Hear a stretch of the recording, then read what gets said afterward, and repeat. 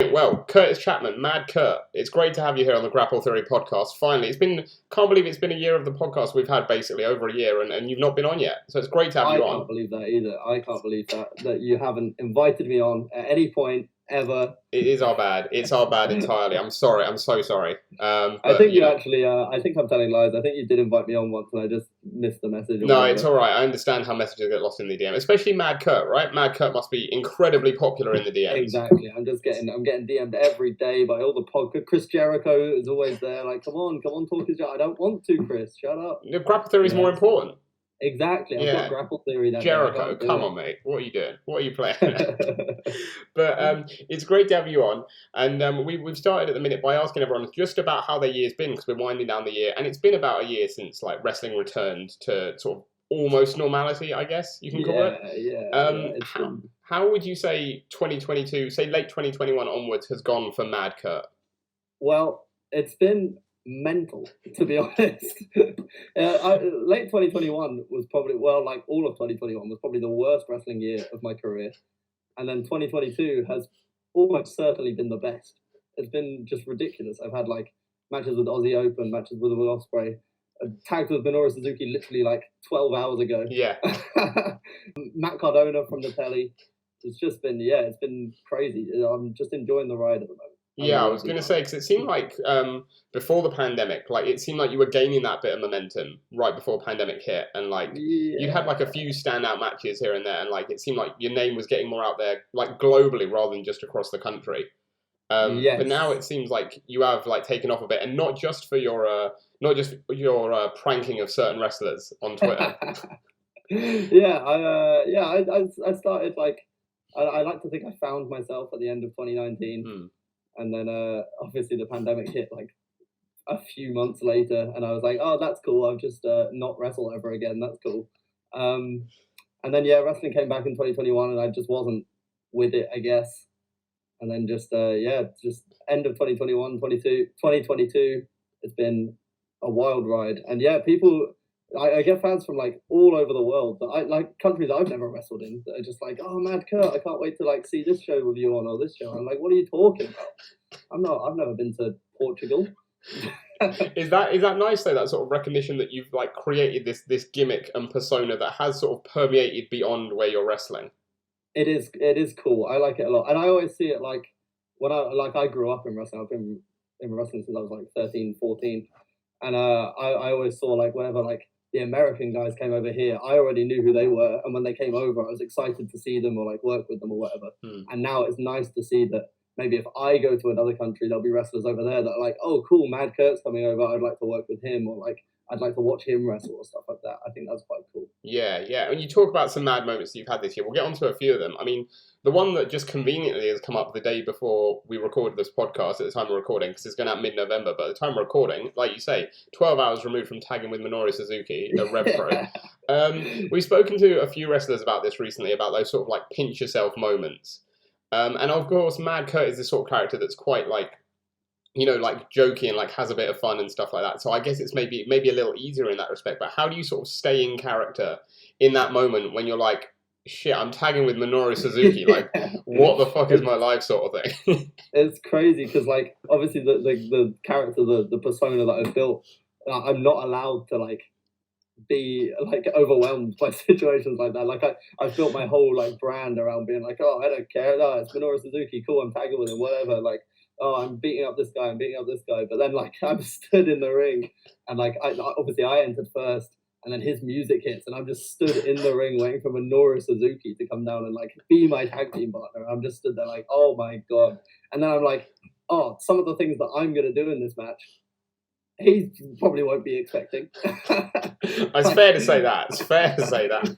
And then it's I'm gonna have to go backstage after this and speak to him, and I'm gonna have to ask him what he thought, and if he hated every second of it or not. But it was really weird, and it's crazy, and it's hard to stay in character. But, is it more intimidating having him on your team or not? I don't know, really. I mean, I was in the match, so I from what he did, I would have liked to. I think I'd prefer to be on his team than wrestle him. But Yeah, I don't know. It was intimidating either way. For some reason, I wasn't nervous for the match at all. I'm not. It's so weird. Like I'll wrestle one of my friends from my local training school on like a London show in front of 50 people, and I'll be like, oh, I'm so nervous. I'm so nervous. And then tag him with Minoru Suzuki in front of hundreds in my hometown. I'm just like, yeah, this is fine. Well, I'm not gonna ask you to sort of pick like favourites as such, but in terms of that, like you say, like other matches you've had, like in terms of Aussie Open and Ospreay and Cardona, like. Is that like a sort of like gradual sort of climbing levels in terms of like you're like shit, okay, I'm facing Ospreay, shit, I'm facing Cardona, shit, I'm facing Suzuki. Yeah, it's really weird. Like a load of my real life friends that don't know anything about wrestling, I've told them at least like 6 times this year, oh, this is the biggest match of my life, and they're like, it can't always be the biggest match of your life, and I'm like, hey, I promise you, this is just how it's happened. Yeah, the Ospreay match was like crazy. I was like, wow, I'm not going to top that for a while. And then like 2 weeks later, I wrestled Zack Ryder, and I'm like, oh, okay, fair enough.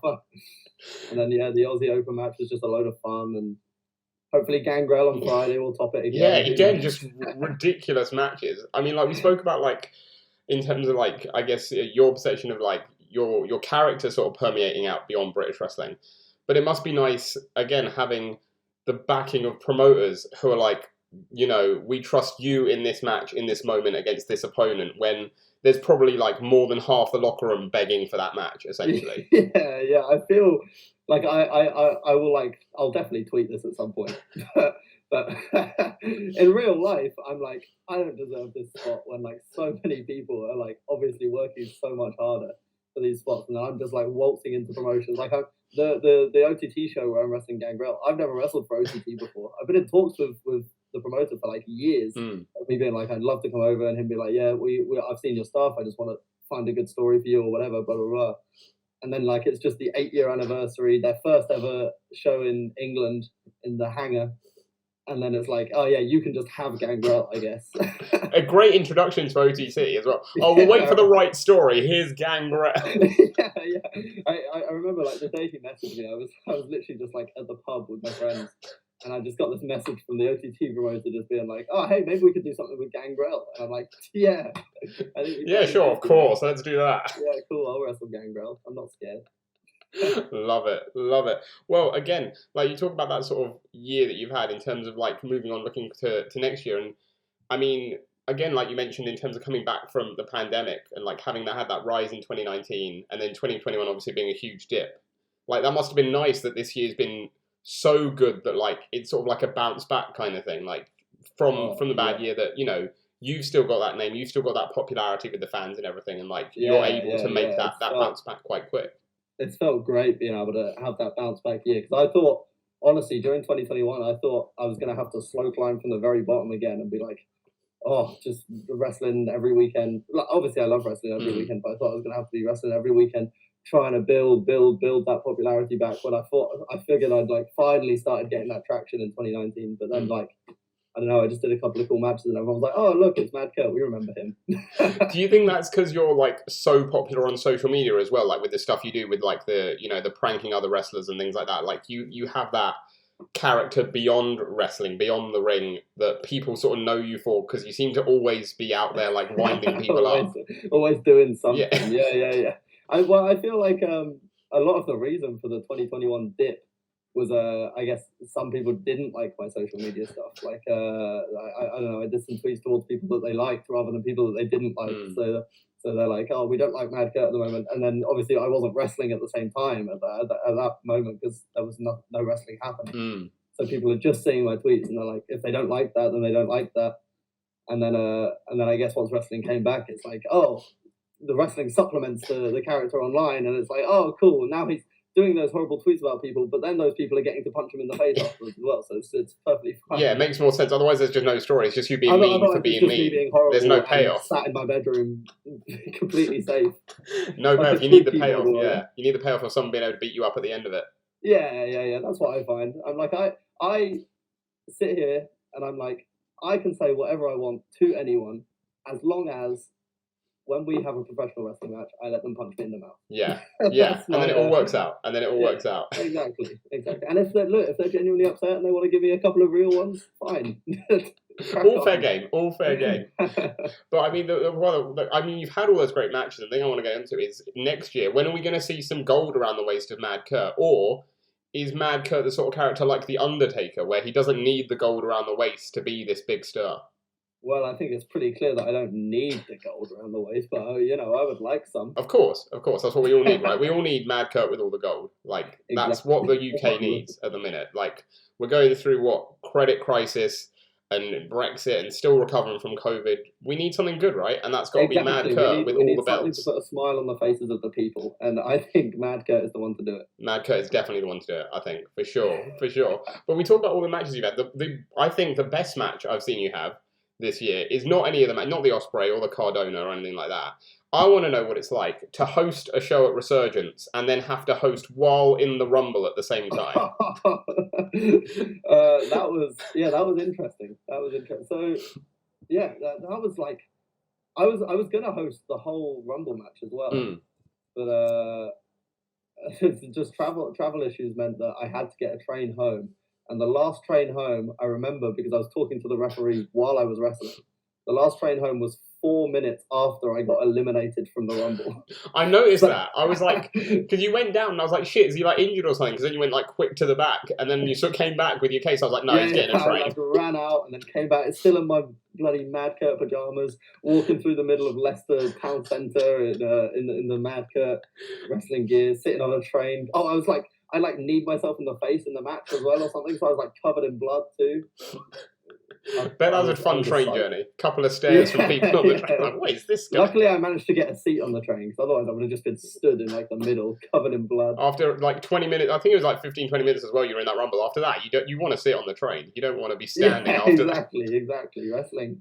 Hard work. Is it tough to do both, like in that sense? When you're getting beaten up and you've got to like be taking these hits, but you've got to make sure your hands like at least near the mic so you know where it is. Yeah. It was weird. Definitely, it's definitely something I've never done before. But also, like before, it wasn't not that Resurgence show, but the one before it that I hosted. I had never hosted a wrestling show before, so it was like. It's just like a weird setting to be in, and then they're like, "Oh, hey, our announcer can't come or whatever. Can you host and wrestle?" Oh, and they're even like, "I know it's like a lot, so you don't have to if you don't want to." But I'm up for any challenge. I'll do anything. I was gonna say, like, how is that? Like, because Mad Kurt for me is a character. Mad Kurt seems like the sort of person that's quite adept to hosting a wrestling show. Like, it seems like a very good character to be able to host a show. Yeah, because you just give shit to everyone. I'm surprised that no one's asked me to do it before, to be honest. But I did like a RevPro trainee show just because like I don't know. I think I just asked Andy. I think I was like, "Can I just host this show?" And he was like, "Oh, I don't know." And then I just kept like pestering him, like I always do with everything with Andy.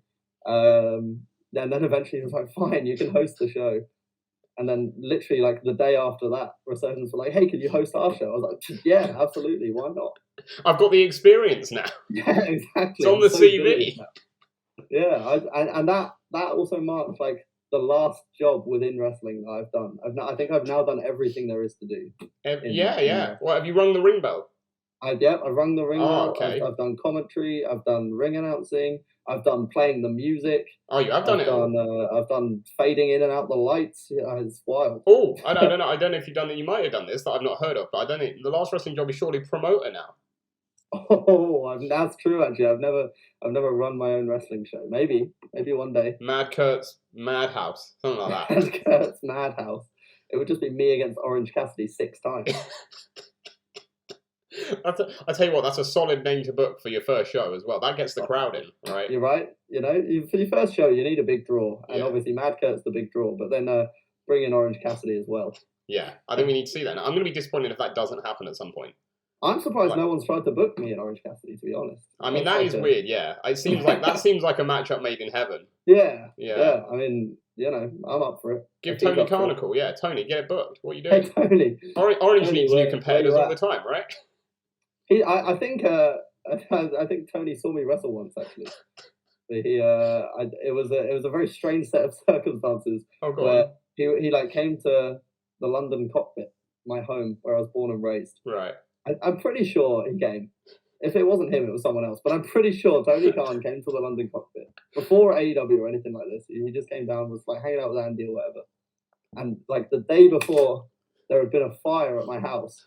So like I wasn't allowed in my house, so I couldn't get my wrestling gear. I was like flustered because I couldn't get home. I was staying in like the floor of like my friend's house or whatever. And then I turned up at the show. I'm in like Michael Oku's trunks. One of the trainees gave me some knee pads. Another trainee gave me some boots.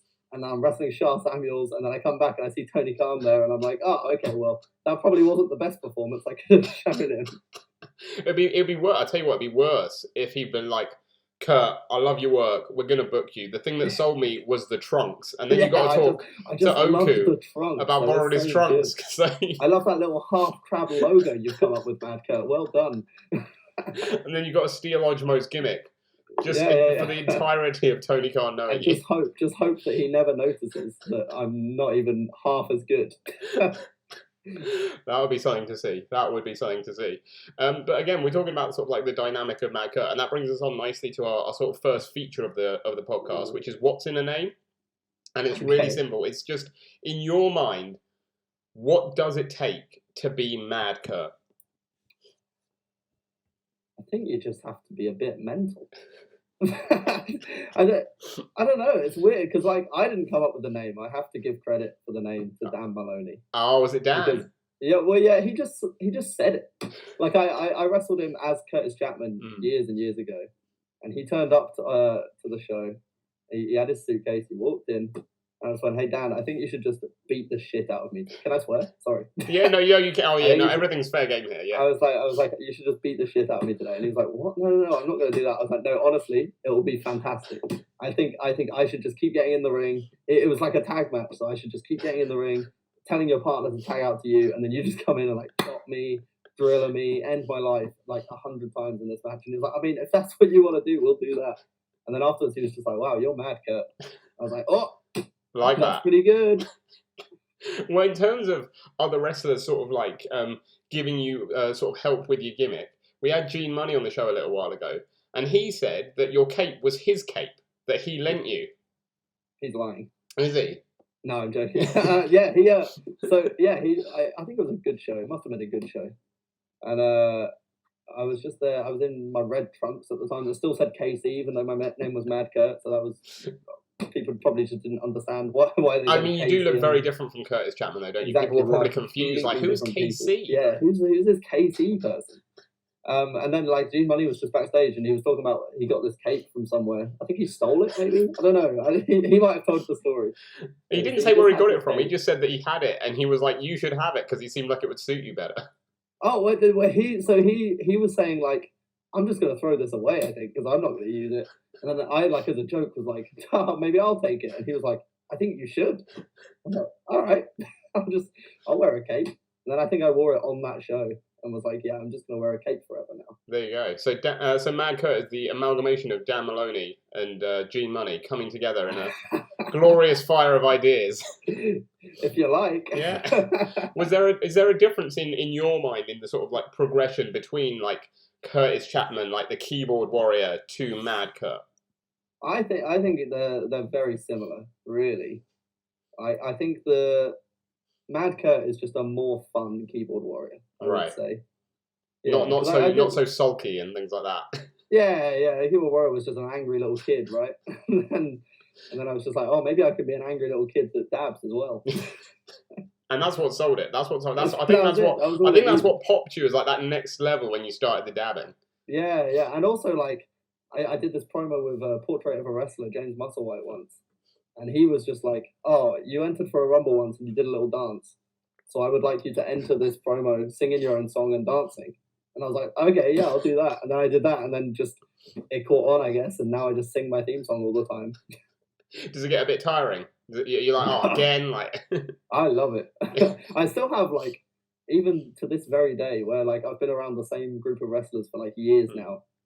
And I still have people coming up to me being like, oh, Curtis, for fuck's sake, your song is in my head again. I'm like, yeah, it is. That is the takeaway, to be honest. Like, any time I see Mad Kurt wrestle, like, after the show, it's just, like, it's all that goes through your head after that. It could have been, like, 5-star main event, and that's all that stays with you. It's like, shit, it's stuck in my head again. That's the makings of a good theme song. Yeah. That's what you need. It's got to be catchy, right? In your head.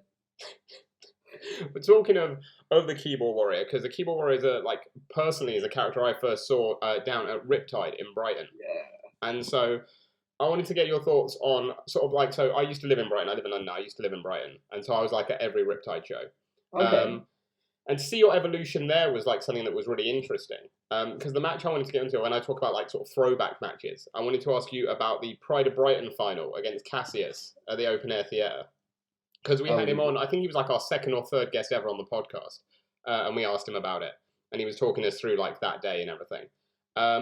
But like in my mind and like a few like friends who like I went to Riptide with, it was all about Mad Kurt that day, and we were so shocked that you didn't get the belt at the end of it, because it seemed like it was that progression that you were having over the course of like those few months, those few shows, where it seemed like you were the natural choice to walk away with the title, and we were just shocked when you didn't. Hey, so, I mean, what can I say? What can I say? Give the future to the new blood. That's my. Well, I was gonna say, what do you remember of like sort of like just the whole build of that tournament? Because like I said, like that's how it seemed to us. But like I don't know what like maybe Josh and Tom had said to you about like what the build for the tournament was going to be, or like what their ideas were. Because that's just how we saw it from the outside. But like, how was that the whole tournament run and that build you got at Riptide? Because it seemed like they really were giving you that push. Yeah.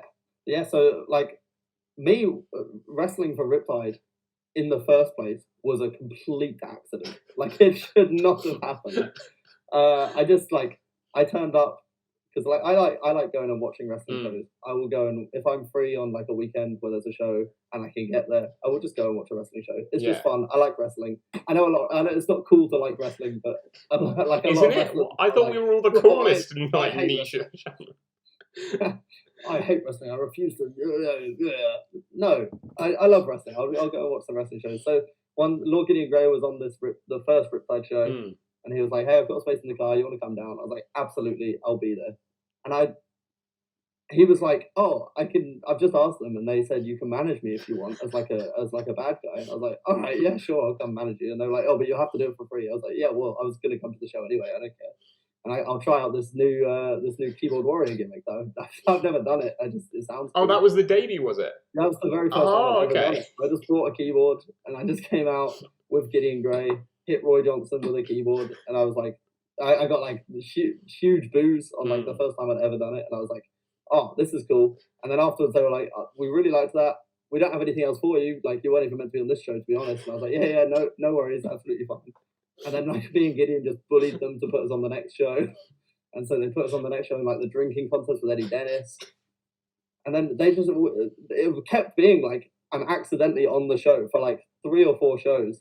And then eventually they obviously just got behind it and were like, we're going to give you some wins. And then we're going to build this tournament pretty much around you. Like, we want you to get to the final, and then we'll put like a big, strong, good guy up just to like make everyone happy and send everyone home. A very lovely day, nice August bank holiday.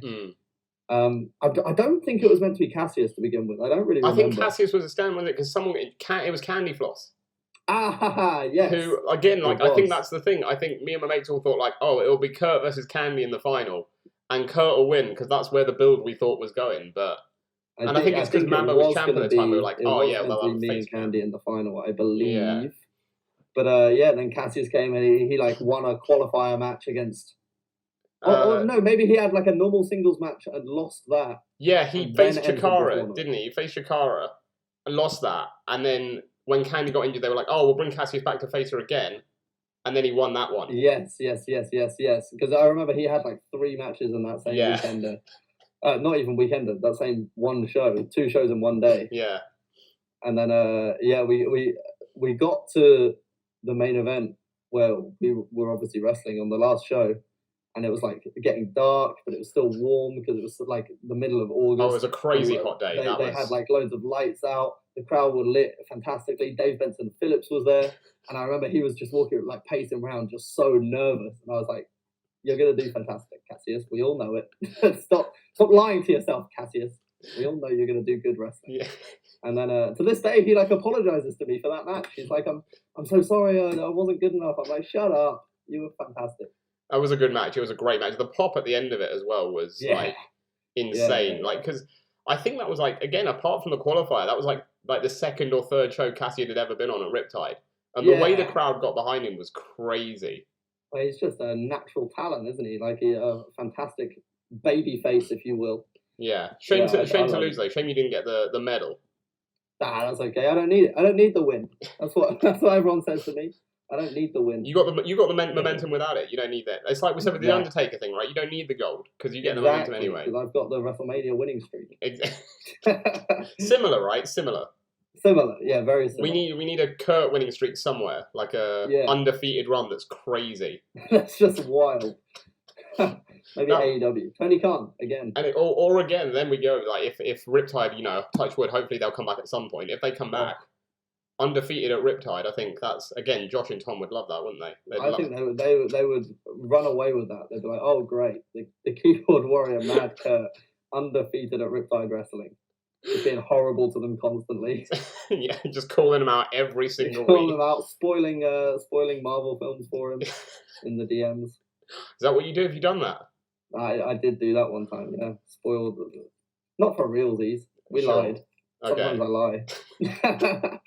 I just messaged him one day and was like, hey, can you just send me loads of angry messages and pretend that I've spoiled, I think it was maybe no, it wasn't Spider-Man. It wasn't that late. It must have been like Infinity War or something. Right. I was like, oh, can you just pretend that I've spoiled it for you? And he did. And loads of people believed it. Yeah. I was like, I guess that is the sort of thing Mad Kurt would do, but I would never do that in real life. I'd hope. I think that would be too heelish. That's like a step too far. Yeah. Like then you could punch me in the mouth if I did that. That's your next thing, where you go just around real life spoiling movies for people. just being horrible in real life to people. I did this whole stint at one missile tour for Attack, where because I think it was the year before, Ryan Smile had like spoiled the latest Star Wars film that had just come out and got so much like anger from like the fans, the wrestlers, everyone, and obviously he loved it. And like the next year, I spent like the whole of Mistletoe almost spoiling it because like another Star Wars film had come out. I kept like almost spoiling it, and then I'd get cut off by this person, and it was so much fun. Yeah, I like that. Brilliant. I mean, the next thing we'll get onto is, of course, as well as Mad Kurt as a genius singles wrestler, you now obviously, apart from with Minoru Suzuki, because, of course, that's the greatest tag team. My other tag team partner. Yeah, your other tag team partner, who, again, I mean, what I'm basically asking is, are we seeing the greatest brother tag team in the history of pro wrestling here? Like with Harry Chapman. You'd have to make an argument for it, wouldn't you? Hardys, Taker and Kane, although, debatable if that's, depending how you see kayfabe, but Taker and Kane, Hardys, and Chapman's, right? It's the top three. The Young Bucks as well, don't forget the Young Bucks. And then you knock them into the top five, right? You overthrow them. Oh, you were doing that in order. Yeah, that's got to be the order, right? Oh, yeah, we're above the Young Bucks for sure. Yeah, easily. He's just like, I can't believe we're talking about little Harry. His ego's going to get far too big. You got to give him a little push. That's the thing, isn't it? You got to give him a little plug. That's it. Yeah, he was. And then you take him back down to size if his ego starts getting too out of whack. Oh, I do. Don't you worry. I cut him down to size every day. Obviously we travel together. We live together. We travel together up to shows all over the country, and the whole way there, everyone in the car is just bullying him. Like, I can't believe you're wrestling today. You shouldn't be wrestling. You suck. Blah, blah, blah. How is that? How do you find that, like, in the ring, like, tagging with him, in terms of, again, sort of like, not as Mad Kurt, but like as Curtis Chapman? How do you find it? It's fun. I like it. It's a good time. Just because like he just basically does the same stuff that I do, so it's almost like getting to watch a Mad Kurt match. Yeah, it's like a mini me sort of dynamic, except not mini, but. Yeah, it's good fun. I enjoy it, and then it means I get beaten up like half as much. Yeah, because we're in a tag match. I can let him get beaten up for a bit. But is that bad for Mad Kurt? Is that bad that maybe Harry's the one that people want to beat up now? Oh, no, it's good for Mad Kurt. Mad Kurt's done with getting beaten up. Mad Kurt's had enough. No, it's all good. And I'm still doing the single stuff as well. I would never stop doing the single stuff just to help him out. No way. It's going to be that thing, though, isn't it? If you win tag team gold, you're going to have to hold both the belts to like keep him in line. Yeah. He can't. I'll be like, we'll do the Kane and Daniel Bryan. I am the tag team champions. Yeah. I'm sure which one of us would be Kane and which one of us would be Bryan Danielson. I would be Bryan Danielson, I guess. Yeah, no, I think so. Yeah. No, I don't know. Would Mad Kurt make a better Kane? I don't know. You know, the sort of Kane seems to have had too many head injuries. Oh, actually, now to be fair, yeah, that's something that's not kayfabe at all, is it? And that's I wouldn't like to be Kane these days. I don't think. No, he's getting far too much real life heat for that. You don't want that. You want the kayfabe heat, but not the sort of heat he's getting. Yeah, I want people to dislike me, but also buy my stuff. Yeah. He's got the dislike part down. But no one's buying his stuff anymore. No one's buying his stuff. None of his mayoral merch. Glenn Jake Knox County t-shirts. Do you think he's got that, like the mask on his desk and stuff? Like people walk in for proper meetings. Almost certainly. Just remind him who he is. Yeah, he's like, you are Kane. You don't want that side of me to come out. You can chokeslam those fans. I was going to say after that, though, of course, then you can easily sort of transition into the whole Mizdow sort of persona. Like you can do that gimmick as well for a bit. Yeah. He can be my little dummy that takes all the moves. Yeah, exactly. Well, no, doesn't take all the moves. You take all the moves, but he takes all the not moves. Oh, no. Oh, the other way around. He takes the moves and I'll pretend. I'll be Damien Sandow. Oh, okay. Right. Actually, to be fair, that's right, yeah. Everyone wanted to be Sandow in that run. Sandow was like so over then. Hurts way less. that was just a ridiculous gimmick. I can't believe how over that got. I respect it. I love wild things in wrestling. I hate that, like, we're in this pretend world and everyone's like, oh, here's this idea I've got this brand new idea. No one's ever seen it before. I'm gonna shoot fighting. Cool. Well done. Yeah, so congratulations. Well, I was going to ask your opinion on that, because again, it's something we brought up with Gene as well, that he said he's the sort of guy who, like, I guess a lot of the time is seen as like this sort of comedy wrestler. Like he has these hilarious show-stealing matches just because of how funny they are. And like I think Kurt is very similar in that you can really win over the crowd and have those sort of match of the nights just by being like Mad Kurt and making people laugh. But like, is that something that you've ever been concerned with in terms of like being put in that sort of hole as a comedy wrestler? Or like, is that something you sort of, because it seems like something you quite relish, but is that the case? I love it. I love people seeing me as a comedy wrestler, like because it's an advantage. Yeah. And a lot of comedy wrestlers fall into that trap of being like, oh no, people think I'm a comedy wrestler. I better do a reverse Hurricane Rana quickly, just so everyone thinks I'm really good. But what it actually means is that I come out and people go, oh cool, Mad Kurt, the comedy wrestler, he's going to make us laugh. And then I'll make you laugh for a bit and people are like, see, I told you, he's going to make us laugh. And then I'll do like the simplest bit of wrestling, like so easy, like stuff that I was doing as Curtis Chapman for like 7 years, and everyone was like, "Oh, he's boring. I'll give him a polite round of applause. No one cares. I won't buy his t-shirt." I'll do the same stuff, but I'll do it with a smile on my face. I'll do a little heel click afterwards, and everyone's like, "Oh, he can wrestle as well. This is crazy. What? Oh, wow." Apart from the slaps, right though, the chest chops are legit. Like those are. Oh yeah. You gotta give them something real every now and then. Hours of gym work for those. Yeah, exactly. The shoulders on me, they're big. I bet you've had a few wrestlers afterwards, right? You've probably had a few wrestlers afterwards who like sort of no-sell it in the ring, but come back like, oh, I can't believe it. Like I actually have. Like, there's one guy that complained about one of my chops once, and I was like, "Are you kidding me?" Me? Really? Yeah. I was talking about that today actually. Oh, really? With some of my friends. Yeah. I was like, someone complained about one of my chops. Wild. I mean, I suppose, like, again, if we're doing lists, it's probably like you and then Volta, right, for chest chops. Like, yeah, I would say so. Yeah, mine are probably the worst, and then Walter just. But Volta's are like tame by comparison. Yeah. Like if I took a chop from Walter, I'd be like, "Wow, that's the hardest I've ever been chopped." But when I chop you back, you're gonna cry. So, yeah. I can't believe that match hasn't. That match seems like it should have happened as well. I feel like that match was close to happening at one point, or maybe it wasn't close, but like it was on the cards. I feel like that would be. It just never happened. Maybe at Riptide, I was pushing for it because he did a fair amount with Riptide, and I was like, hey, I do think that would be fun. I think I could definitely see Riptide putting that match on. Yeah, but for some reason it just never happened. But that's okay. It looked like you're going to have a match at one point as well with I feel so bad. I can't remember his name. Who's the security guard? Pete. Yes, Pete at Riptide. Yeah. Who was constantly irked by you. Yeah, we did that. We did that one thing where he threw me out for being underage. Yeah. On like the second show or whatever. And then was he in the Rumble? Did you eliminate him from the Rumble? I think he eliminated me from the Rumble. No, that's it. Yeah, and then someone else eliminated him. I don't remember who eliminated him. Someone else eliminated him, and then I like jumped him after a show at one point or something.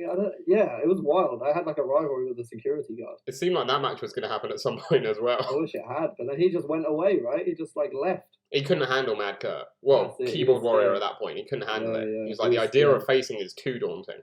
He was like, I can't do this. I'm going to have to go to Canada. Maybe I'll have to go to Canada and find him one day. Flee the country, yeah. That's you're just like going around Canada, the quest. Questing, trying to find. Do you know Pete? What? I don't know if Pete is a common name in Canada. It seems like it wouldn't be. Pete seems like a pretty British name. Yeah, maybe he's the only Pete. Only Pete in Canada. Mad Kurt versus the only Pete. The only Pete in Canada. Love it. I love it. Well, I mean, aside from all the fancy booking we've clearly been doing, we've got another feature on the show here called Anatomy of a Pro Wrestler, and this sort of puts Mad Kurt aside. This is a shoot. This is about you, and I'm going to ask you some questions, and you just let me know what comes to mind. It's nothing too strenuous, but you just let me know what comes to mind. Because the first one is my favorite pre-show meal. Oh, my favorite pre-show meal. Oh, a McDonald's almost every. No, Greg's. Greg's pre-show. Oh yeah, I would have Greg's pre, post, and during if I could. What would you get? What's the pasta of your choice? Usually a sausage, bean, and cheese. Yes, thank you. Yes. Thank you. My partner doesn't like them. My partner says they're disgusting, but they are the elite. Unfortunately, your partner is wrong. Yeah, and that is okay. I know she's wrong. It's the elite of Greg's pastries. It's so good. It's so good. But I go through phases. Like sometimes I like a chicken bake, sometimes I like a steak bake, but it always comes back to the sausage, bean, and cheese. Oh, always. The problem with Greg's, I found, I don't know if you feel the same, is that like, especially if it's like you don't want anything too heavy, but you don't want to, be hungry. Is like 1 is not enough, but 2 is too much. Too much. Yeah. Like I go through phases of like wanting to put on weight, and I'll usually get 2, but then I won't eat anything else the rest of the day. It just doesn't help me. I can't, like, just in my mind, I can't imagine Mad Kurt with like weight on. Like if you came out all jacked and like muscle bound. Well, that's it, isn't it? That's it. One day I'm just gonna have to do it. One day I'm just gonna leave. I'm gonna do a match. I'm just gonna disappear. No one will hear from me again for like 6 months. Like kayfabe injury or something. Like yeah. I'll pretend that like my whole body's deteriorating and my neck is fused or something. That would be a funny joke. Yeah. And then like I'll come back and I'll just be jacked, wearing like black trunks, jump shield. Yeah. Tag him with Ricky Knight Jr. Yeah. Beat someone up. I was talking more jacked. I was thinking like sort of Shreddy or Roy Johnson type jacked. I was thinking like fully jacked. Oh wow. Yeah, I mean, I could hit up Roy and ask him for some tips. Bodybuilding competitions. Yeah. Do some competitions, do some poses. Love it. I love it. That would be great. Or just do it not jacked. Just turn up to one of those and see what the crowd says. You think they'd let me if I just? To be fair, I think if you gave them the publicity and you were like, oh, this is my gimmick. Can I just go out in front of your crowd and film this for like 10 seconds? Please just go out and pose, and then they can all boo me off the stage if you want. That would be funny. No, I think it's worth it. I think it's worth it. But you mentioned the Gregs, and like you say, the next question is my favourite post-pinfall pig-out. Pinfall pig-out. Post-pinfall? I thought you said pinfall. I was like, what? I don't squeeze a spot. Once you got rid of your spots, you're like, oh, I've got a hankering for something. I tell you what, if we get there in time, which we very rarely do, but if we get to Cobham services in time, or any of the big services, any of the big services, if we get there in time after a show, a Chosen noodle, is just incredible. Yeah. Some of the best service food I've ever had. What do you get from there? The katsu curry with noodles. Nice, great choice. Great. Again, so I travel a lot, not just for wrestling, but for football as well, like away games and stuff. Okay. And like, I am very much under the impression that Cobham is the best service station in the country. It's a fantastic service. There is one, I can't remember what show we were going to, maybe Bristol or something, but there's one with a Weatherspoons in it. I was like, what on earth? What? Who is drinking? That was also a good one. You can't get drunk at a service. Well, we didn't get drunk. We just had like a pizza and some chicken wings, but I want a Weatherspoons at a service. That is a fantastic point, though. Why is there a pub? Yeah, exactly. Like, who's having a beer and then getting like back on their car for their journey? Makes get no a few sense. shots in and then get back on the motorway. If it works for them, I guess. If it works for them. Yeah, I mean, they probably make money. It wasn't expensive Weatherspoons, though. Was it? Whew. I suppose, Yeah. actually, yeah. If it's the only Weatherspoons around and they're stuck there, you know, It's in a jack service up the station, prices. but, oh, Instead of like, what, £2 for a pint, it's £3. And you're like, yeah, yeah, I know. How am I going to afford that? Well, we talk about elite food like Weatherspoons because the final food-based question is just your favourite type of food in general. My favourite food is macaroni cheese. Is it? Nice. Yeah. Are we talking easily. classic or like you put stuff in it, like bacon or something? You got to get some sausage in there, get some bacon in there. Nice. If you can get as many different types of cheese in there as you can as well, maybe like 3 different types of cheese. I don't know which ones, just any. Just if any they're different cheese. colours, perfect. A Baby Bell. Yeah, shove a Baby Bell in there with the wax casing, of course. Yeah, let it melt over. A bit of seasoning. Beautiful, love it. I love it. The next one is the song that gets me the most hyped. My super nerd Curtis Chapman theme instrumental. Yeah, of course, of course. No, it's Ricky Knight Jr.'s theme song. It's good. It's so good. Over Your Own. Taking You With Me by No One Hero. Yeah, great song, But you choose it over your own as well. Oh yeah, I would listen to that over my own. Yeah, I can't remember the last time I just sat at home and listened to my own song. That would be, to be fair, that'd be a little weird, wouldn't it? That seems more strange, right? like psycho-y, doesn't it? Like you're sort of sat in the corner just singing it to yourself. Sat rocking back and forth on my bed, just listening to my own song. Do. Although I tell you what, if the opportunity arises storyline-wise, that's another great promo. Oh, that's a fantastic promo. I don't know. Many like. I've reached the point now, so I started doing the public promos where I'm literally just in the street in my full wrestling gear doing promos, and the ideas have got to a point now where I don't want to do them. Like I have so many ideas for promos, and it's just like getting the confidence to go. I might have to just have a couple of beers before I start recording promos. From now on. Pop to Weatherspoons at the services. Pop to the service. Drive back. And be like, right, come on, Harry, I'm ready to record some promos now. Brilliant. The next one is just your favourite band of all time. It doesn't have to be out. It can be like a solo artist or whatever, but like favourite music act. Of all time. Yeah, always top of the pile. I am big into Taylor Swift. Are you? Right, that's right now. Right. Of all time, I would probably say Green Day. Green Day's a good shout as well. Yeah, I love Green Day. Like, did you see them? Their Hella Mega Tour. Did you go to that? I didn't go to that. I saw them. When did I see them? A few years back at the O2 Arena. Nice. Yeah, good live band. No, I haven't seen them since then. But yeah, fantastic. Yeah. Well, the next one leads on to that. It could be the same answer because it is the best gig I've ever been to. Yeah, probably Green Day. Yeah. Yeah. I've been to a few. Like Paramore was very good. Fall Out Boy were very good. Nice. Yeah. All the pop punk stuff. Love that. Probably up there. Or you got to wait for Taylor Swift to announce her tour. She's like teasing it for ages. She's good. Yeah. As soon as those tickets go on sale, I'm there. And then you go in your full wrestling gear. Oh, me at a Taylor Swift Mad Kurt meets Taylor Swift with the tracksuit on. She'd see me and be like, "That's Mad Kurt. I know him." But I knew him as the keyboard warrior. What happened? Yeah, I knew. Where's the keyboard? Riptide Wrestling in Brighton.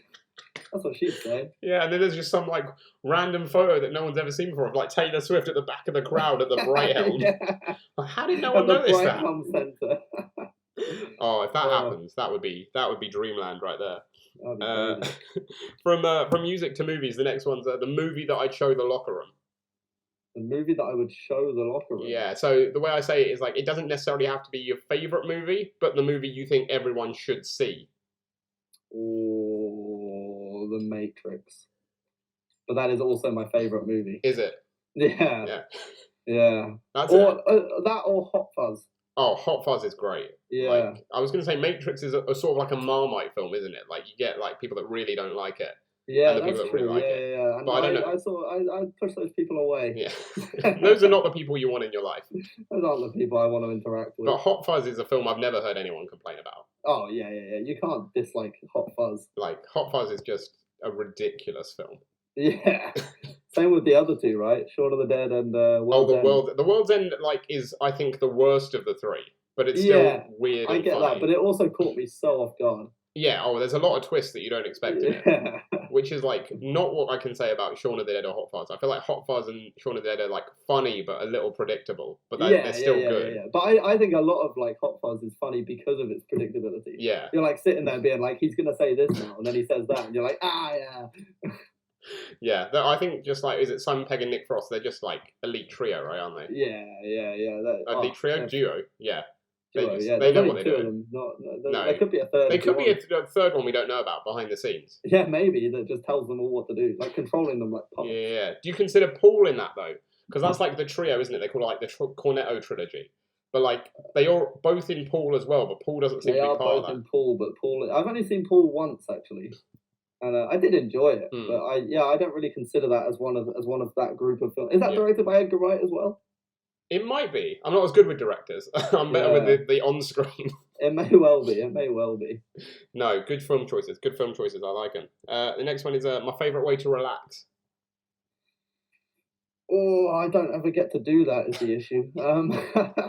I play some video games. I like playing some video games. Yeah? What do you play? I play, recently it's been a little bit of Overwatch 2. Nice. I played a lot of Rocket League. Too much Rocket League, I would say. Is that a thing? Can you play too much Rocket League? Oh, for sure. I'm definitely there. When all you're seeing in your head is cars, you're not even playing the game. Exactly. I also played Undertale the other day. I finished that. Nice. That was very exciting. A very good game. Top 2 games, I would say. Really? Top 2 favourite games. Oh, okay. Not necessarily the best games ever, but best games I've played. Nice. Okay.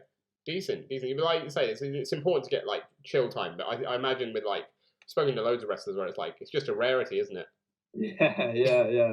I feel like I need to be doing something at all times, even if it's just like watching wrestling, which I don't even see that as relaxing anymore. Watching wrestling, you see it studying or something like. Yeah, exactly. I'm like, if I'm watching something, I'm watching it to see what does this guy do that's good, what does this guy do that's bad, what does this guy do that's fantastic, what should I do that's fantastic.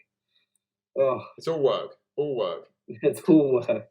Well, speaking of work, the next one is a little throwback because it's my first job. My first job. I've only actually had 2 jobs ever. Okay.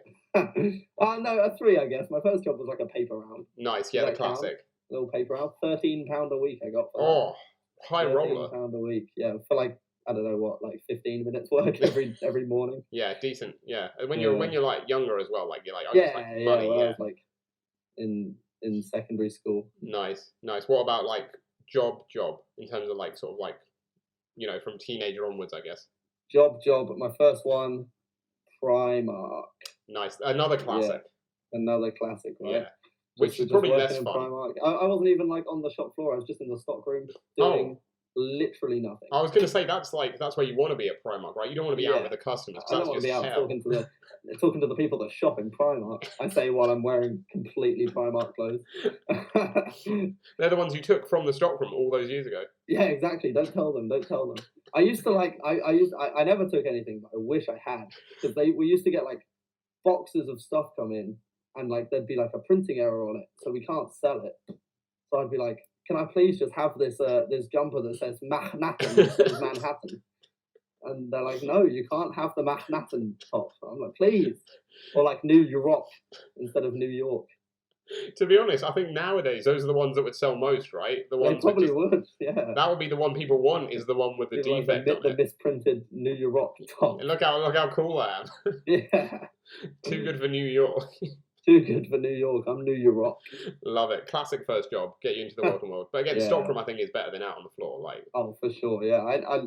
I did not do anything. No. I swept the floor for an hour. Nice. And then sat on my phone until the delivery arrived, pulled the delivery in, and then went, cool, I'm going to leave now. Nice. Hopefully for more than £13 a week, though. Yeah, more than £13 a week. That's decent. Just about. Yeah. And then the pandemic hit, and I was on furlough for 6 months. Yeah. And then when they were like, can you come back now? And I went, no. I don't want to. It's not my life anymore. I've evolved beyond the stockroom. No, thank you. I'm going to tag with Minoru Suzuki instead.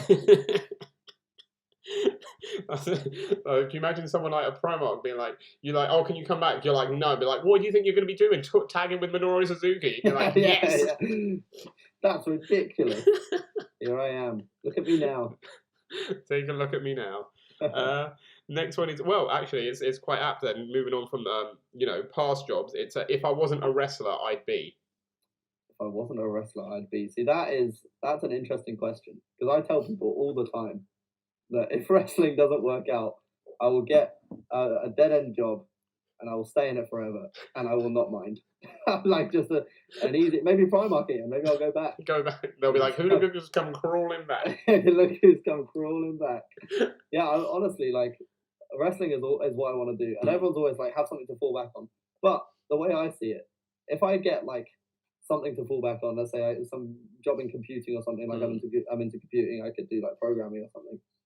Let's say I had that to fall back on. I'm not going to put as much effort into making it in professional wrestling because I know that I can just do a cool job otherwise. Whereas right now, my aim is to be a wrestler. If that doesn't work out, I'm going to have a shit retail job that I hate for the rest of my life. So, which is fine. Like I don't mind doing that and then just earning enough to live and just, I don't know, drinking my sorrows away. Nice. But that's when it'll come up. That's when it'll come up. Like someone complains to like your manager, being like, "Who's that guy walking around the shelves just going?"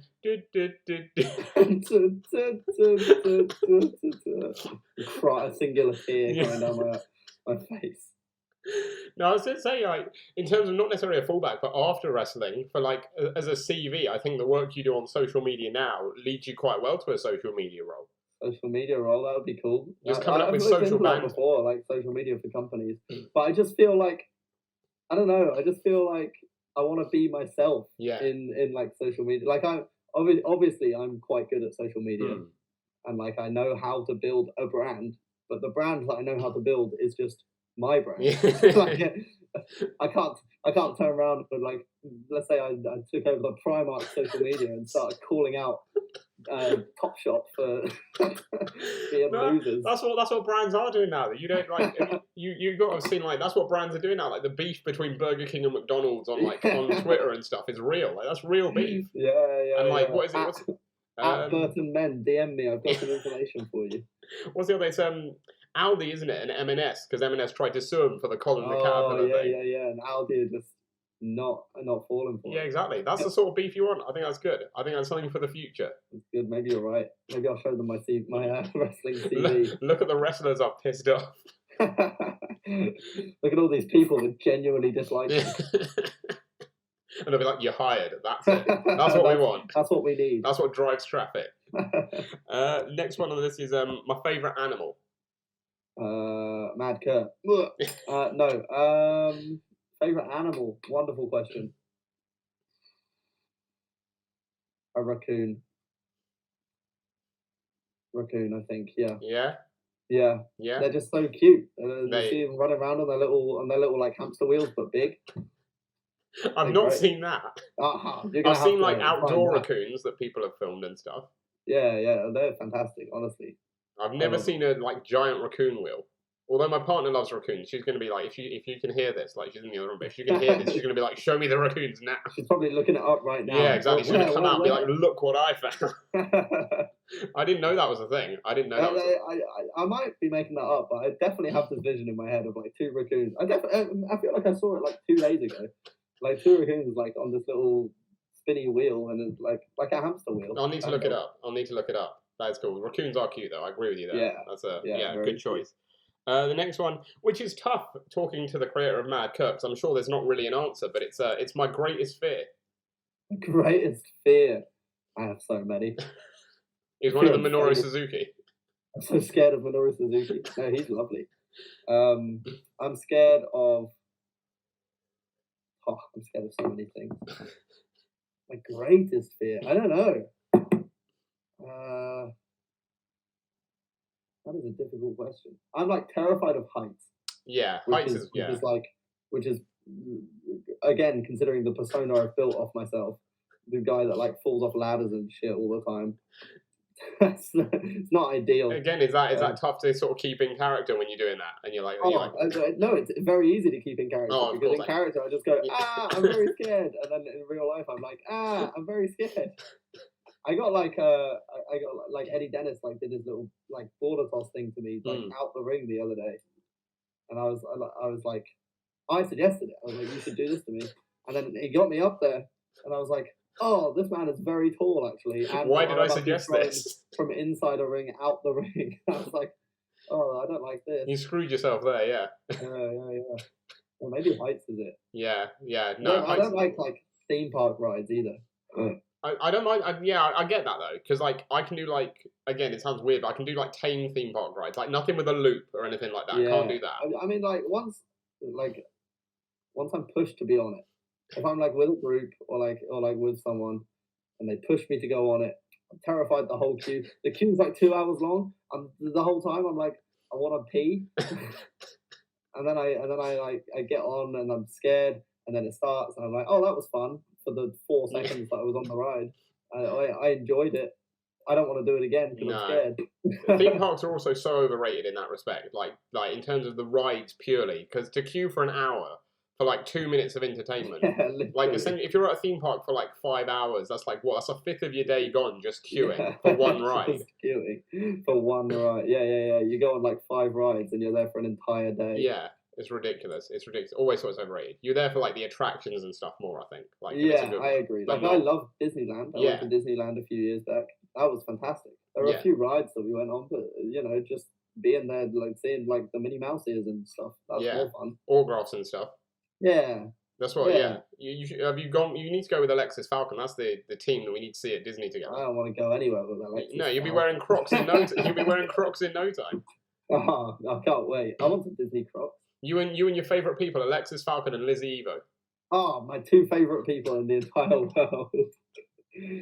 No, they're cool. They'll cue you on the ride and then they'll push you off the ride. Yeah, just push me off. Oh, what happened? No. Lizzie will start tweeting about it, being like, "Don't worry, everyone, I've finally done it." Everyone will be like, "Yeah, fair enough." Yeah, we understand. We get it. Next one is a couple of wrestling ones. This one's a 2-parter because it's my favourite wrestling match, and I'm going to ask you for one you've had and one you've watched. My favourite wrestling match that I've watched, probably just for the atmosphere alone, was the first Royal Quest. I believe it was Minoru Suzuki versus Kazuchika Okada. Yeah. And that was just insane. Yeah, that match was mental. Yeah. It was just the atmosphere alone. It was. I don't think I've even watched it back since then. It might be awful. Who knows? But when you're in the moment, judging from those 2 wrestlers, it's probably not awful. Yeah. But can you imagine that? Can you imagine like Meltzer giving that 1 star? Yeah, 1 star. Yeah, that was incredible. I'm sure there's more that I've watched that I've liked more than that, but just that's the first one that comes to mind when you ask that question. Yeah. What about one you've been in? Ones I've been in. And again, like I always say, like it doesn't have to be like. Again, it sounds weird saying to Mad Kurt, but like it doesn't have to be like the technically the most proficient, but like just your favorite in terms of either what it means to you or like the funniest or just the what the hell moment. Yeah. No, I know exactly what you mean because like the best one is probably the Will Ospreay one. That's probably the best match I've had. But my favorite match, probably either Eddie Kingston, just because that was such a wild thing that happened, and like. My favourite part of that match was the promo he cut before. I was like, Eddie Kingston's cutting a promo on me. What on earth? Another like, what is my life moment. Yeah, exactly. Or probably Matt Cardona. Yeah. Just because like my friends that got me into wrestling were like huge Zack Ryder fans when we got into wrestling. They were like huge Zack Ryder fans. And then when I got booked for that show against him, I was like, hey, I'm not going to tell you what the match is yet. So just watch for the GCW social media over the next few days. And then they saw it and they went mental, obviously. They're they like, both what watched the it fuck? live and it was great. But that's another part of the Mad Kurt persona, right? Is the fact that, like you say, like the Ospreys, the Cardonas, the Kingstons, you faced them all, but no one keeps Mad Kurt down. No one keeps Mad Kurt down. They all get so mad at him and want to punch him in the face, but Mad Kurt just keeps coming back. I just keep coming back, and then like you can do whatever. Even if you beat me in the wrestling match, I'm still going to tweet that you're a loser afterwards. And they can't handle it. No one can handle it. That's all I need. I always say that to promoters. I'm like, I literally like, it's not real. I don't care if I lose, but I will tweet that they're a loser afterwards. Yeah, and that's what we all look forward to. And I can just tell lies as well. I can just say I won. Yeah, who's gonna know? Like, who's gonna watch it? Yeah, everyone probably, but like. Other than everyone, no one's going to watch it. Exactly. I just say I won. Yeah. There'll be some people, but there'll be a portion that believe you. there'll be a portion of your followers that do believe you, and they'll be like, "Oh, can you believe Mad Kurt beat Will Ospreay?" Yeah, exactly. And then that's it. That's all I need. That's all you need. Word of mouth. Word of mouth. We talk about the atmosphere of Royal Quest. The next one is again sort of in person. I'm going to ask you for, not on TV. It's the loudest pop I've ever heard. The loudest pop I've ever heard. Okay, right. I'm going to start. So the first one that comes to mind is certainly not the loudest, but at the time it felt like an insane pop. But when I tell you the circumstances, you're going to be like, it obviously was not a very loud pop. Go on. Because for a start, it was in the Sittingbourne Leisure Centre.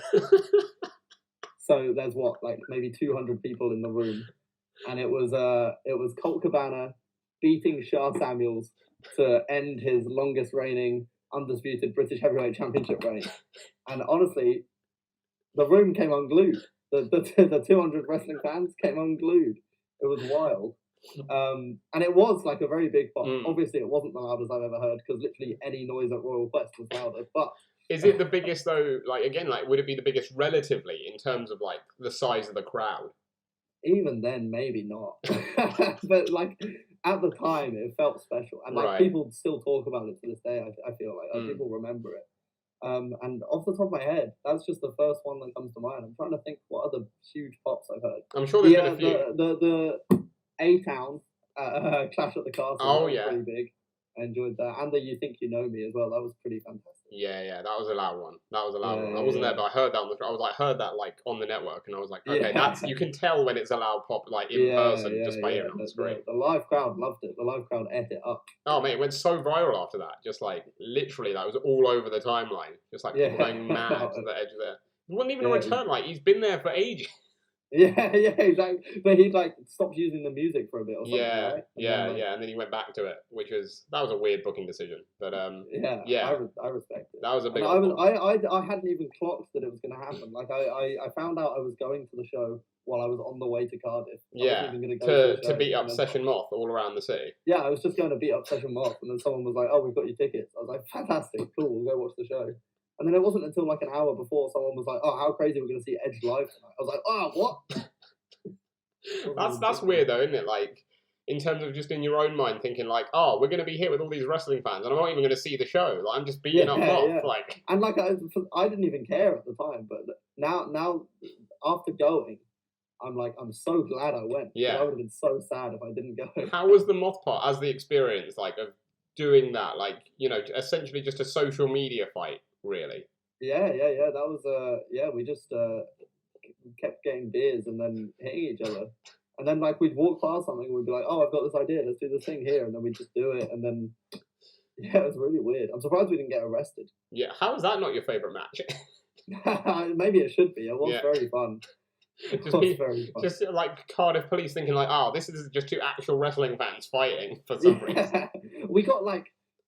I haven't watched the full video of like what we did. Maybe I should have done, but I don't even know if this is in the video. I hope it is, because it hurt a lot.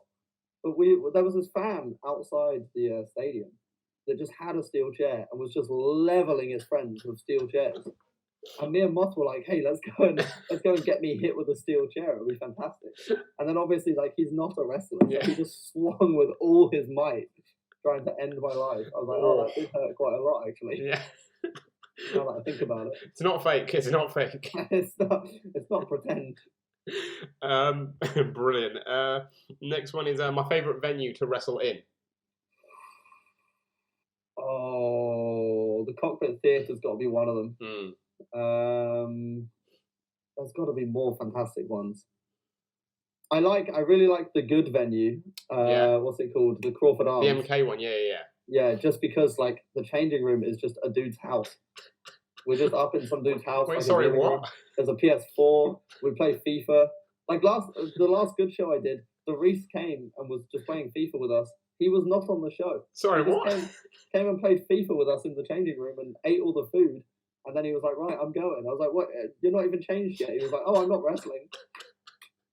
Just hanging out, playing FIFA." That's random. That is a weird backstage. That is. Oh, it was fantastic. I love it though.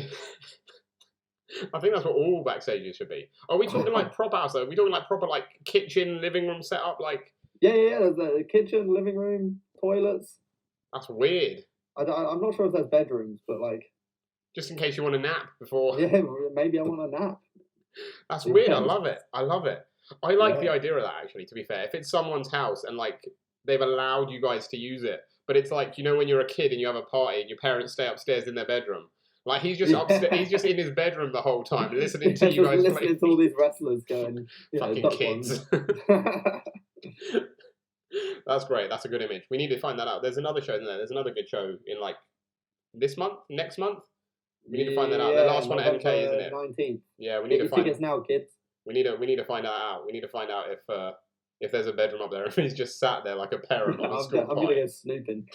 Hi. Love it. Only a couple more. The next one is my favourite place in the world. Favourite place in the world. First one that comes to mind is Italy. Nice. Because I love food.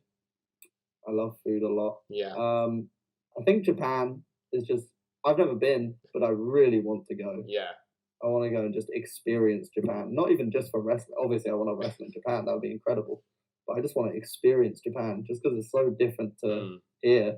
And like, obviously, I've had friends that have moved out there and they love it out there, and it's wild. Yeah. I've never been to America either, so I'd like to go to America, but I wouldn't say that's my favorite place. It can't be. I've never been.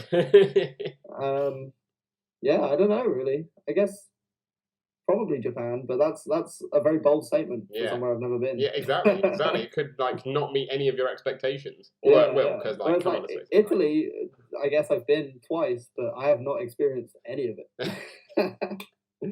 The first time we went, we spent a day in Milan, which was lovely. We had a nice day. I think we went bowling though. When in Rome, right? Well, yeah, Milan. exactly, right. Go bowling. And then the second time I went was like during COVID, so I just got picked up from the airport, taken to the venue, taken back to the airport, and went home. I was like, oh, great. Italy, love it. A lovely time in Italy. Might as well I'm going again next year though, so hopefully I'll get to experience a little bit more. Nice. Hopefully so. Well, you sort of answered the last question, because the last question is my dream holiday destination. It's got to be Japan, right? Yeah. It's got to be. Although there's some like, that's a good question. I'd like to go to South Korea. Nice. And just because like Korean food, I love food. Just what like can I say? Asian food, just generally. I always say like, again, Middle Eastern Asian food, like anything like east of Turkey is like elite food in my mind. Yeah. They know how to do food. Yeah. We have some catching up to do. We have baked beans and chips. No, that's the thing. I quite like British food just generally, because like it's shit, but you know it's shit, but it's like comfort food, right? I like it, but like my partner's not British, so like she sees it and she's like, oh no, like British food is disgusting, and I'm like, I know you're right, but yeah, but it's all I've got. It won't stop me getting the sausage, bean, and cheese pasty at Greg's. Yeah, what's wrong with sausage, bean, and cheese melt? Come on. Love it. Brilliant. Well, Mad Kurt, thank you so much for coming on the Grapple Theory podcast. It's been a pleasure having you on. I hope you've enjoyed it. I've had a wonderful time. Thank you for having me. I'm glad. I've never done like an out of character interview before. Well, we like to sort of mix things up a bit here, like tell the stories that don't normally get told as well. Yeah.